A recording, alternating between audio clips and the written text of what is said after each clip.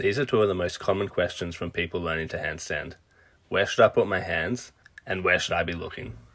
Eventually, the answer to both of these questions is wherever you want. There are so many ways to balance the handstand with different hand positions and different head positions, but as a beginner, here is where your head and hands should be. Your hands should be roughly shoulder width apart or slightly inside of that. They definitely shouldn't be outside of shoulder width, otherwise your shoulders will have to work overtime to hold you up. You want your fingers facing forward, so your pointer finger should be roughly pointing directly forward.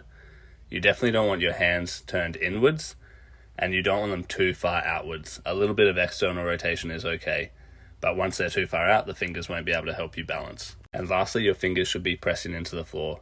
So a lot of people call these spider fingers.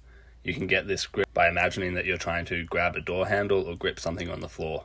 Ideally, you want just your middle knuckle off here, so you should be able to push in with the top of your fingers and the base knuckle. Your head should be in, but you should be able to see just in front of your hands. A common cue for this is to hide your ears between your shoulders. You don't want your head sticking out, as this can cause issues with your shape. So you can see here that when my head starts coming out, my back starts arching, sort of following the head. Having the head in is not a terrible mistake, but it makes it much harder to balance, as you can no longer see your hands and you lose that reference point for your balance. This is something that we eventually want to work towards doing, but it's not where you should start your handstand journey.